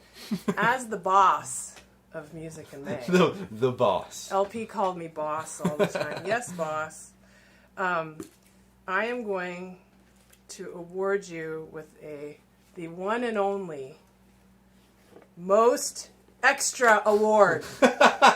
Robin, you are the most extra of Music in May. Rebecca, I humbly accept this award. Oh my Thank goodness. you. I hope this show's right side forward for you guys. It is literally the most extra award. Look at this. Look at this dude. How extra he's being. So This is perfect. thank you. I love this. I cannot thank you enough. You're welcome. It's my pleasure. And also our donors and sponsors, and of course, on and over and over. Please know how thankful we are to you. So, This is me. we're now going to move in to the final few selections that we have. Jennifer Coe, wow, and also Thomas Sawyer. We're so in for such a treat. It's the newest piece that you'll be hearing tonight. It's Sarajevo's beautiful Tokar. So enjoy. I got to drive Thomas to the airport after the end of last year, and I just got to have a little conversation with him about his piano playing and stuff like that, and it was just so much fun. It wasn't like we discussed big old things about the world or anything. It was just like a one-on-one conversation with a super cool person who has a really intimate intent with music, and is just traveling around the world to do amazing performances. And it's just so cool that those experiences are something that I've got to have again and again and again with various musicians. Just hearing about their lives and getting to peek into who they are, and just what they're bringing to the stage. What's inside of them, what makes them want to be there on the stage with us, and it's just so cool to be part of all of these experiences that go on. Yeah. So anyway, without further ado. And Thomas, by the way, he just sent me an email, such a nice email, and he feels the same about you. He really enjoyed awesome. that conversation and ride to the airport. Good. I'm so glad to hear that. Jennifer Coe and Thomas Sawyer. Enjoy.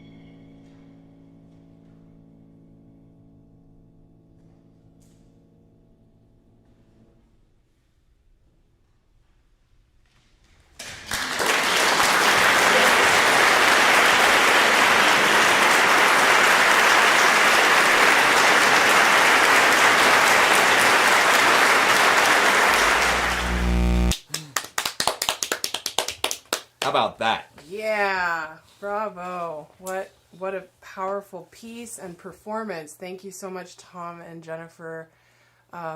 If you loved that, Jennifer actually has an entire album dedicated to Sarajevo's music, so I would recommend you go check that out. I was going to mention how I met Jennifer. Actually, for many years it took me a while to have courage to ask her and invite her to Music in May, but I met her through our mutual good friend Janelle Meyer, who is a colleague of mine at the San Francisco Ballet and the orchestra. She's also a violinist, and they grew up together. So whenever Jennifer was in town touring, occasionally I would join the trip to Korean food, and then even in Santa Fe, where I have played in the opera orchestra. It's getting late. She came through to play for the Chamber Festival, and Janelle came, and so then we all hung out there too. And so I don't know how many years it was before I finally said, would you consider coming to my festival? And I was so thrilled with her friends and colleagues that came and played, like Tom. And now we will hear her other colleagues, Dmitry Muroth and Wilhelmina Smith will join the ensemble, playing our final archived selection for you from Music in May 2019, the Fauré G minor piano quartet, first movement. Thank you all for sticking with us. This is awesome. We're getting close to the end.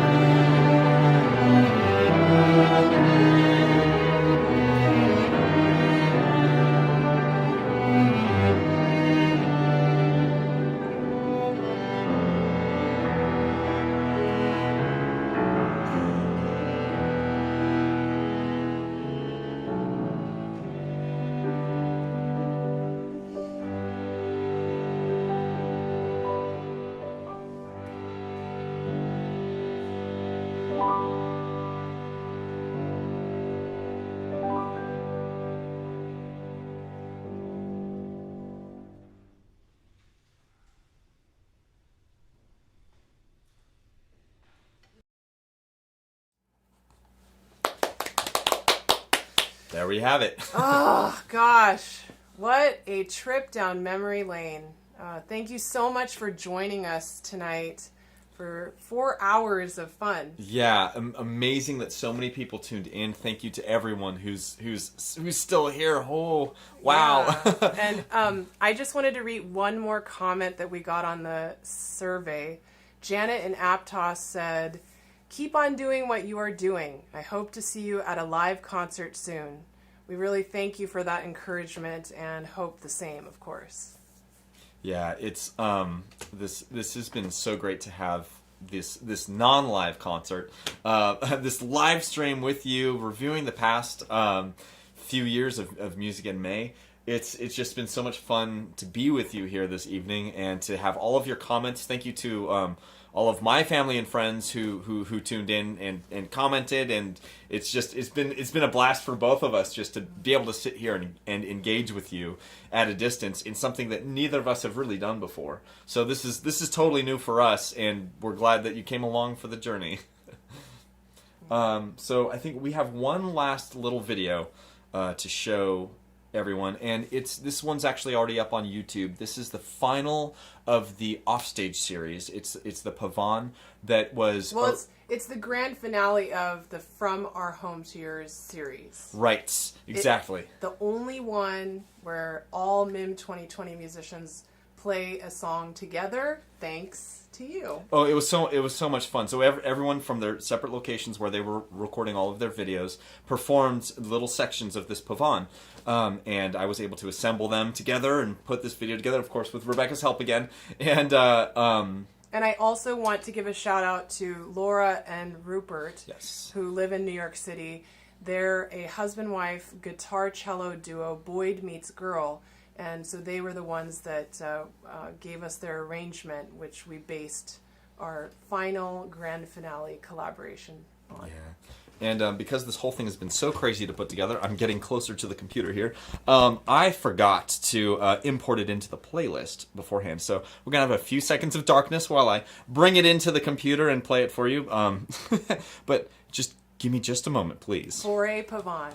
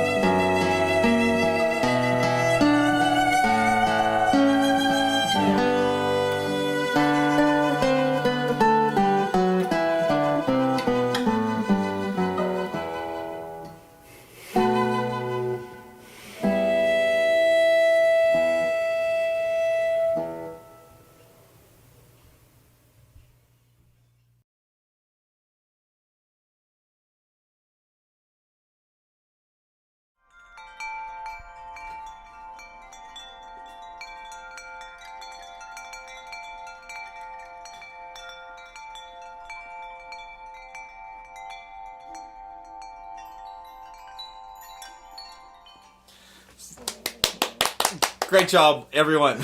So what you just saw, again, if we didn't make it clear, this was all of the 2020 musicians that had been producing these videos with us, creating content that we were working with this whole time, that were going to come to Santa Cruz this year for Music in May 2020. And they will all be coming in 2021 to Santa Cruz. Fingers crossed that everything works out. But we get to actually finally see them in concert together, and because we couldn't actually be in concert together, we all worked together to produce that pavane that you just watched, so we could actually hear all of the musicians that were supposed to play together. Yes, and you need to explain, because I had no idea what that was, so please explain. Y'all just got rickrolled, and if you're not familiar with what that is, it is a phenomenon that has been happening on the internet, where you believe you're going to go see something, and then you go and get directed to the music video of Rick Astley's Never Gonna Give You Up, Never Gonna Let You Down. So thanks, Robin, for keeping me up a tiny bit on pop culture. The little bit that I'm aware of, anyway. Yeah. I was so confused when he was first explaining wanting to experiment with that. Hope you all enjoyed that. Yeah. That was supposed to happen. Yes, no, it's a fun, lighthearted moment. We all need levity and humor in our lives, especially these days. Did you want to share anything else?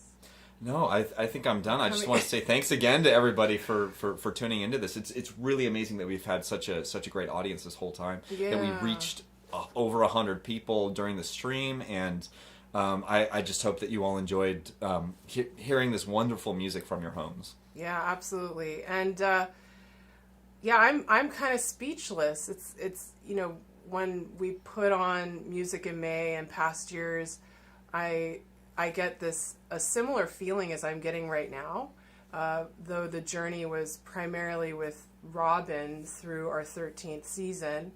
I feel ready to go lay down after everything that we've done. But most of all, I feel my heart is full, and there is so much to be grateful for. And this was a little pea-sized dream that I had. I love chamber music, the camaraderie, bringing people together, and to see that it has grown, and no matter what's going on in the world, that we're still making it happen. I feel extremely grateful for that. I'm thankful to all of the past Music in May musicians who make us sound and look so good, to the village that makes it possible. I cannot express my thanks enough for the board that believes in me, supports me, meets with me regularly, and also all the sponsors and the donors, of course. I know I've said it a lot, but I can't say it enough. So thank you so much for tuning in. I hope and pray that you all stay healthy and safe, that we're able to come together even, I hope, before next May, but who knows. And until then, I hope you have lots of love and laughter and family and music online for now. So until then. Yeah, we'll see you around. Good job, Robin. Great job. Yeah. Bye, everyone.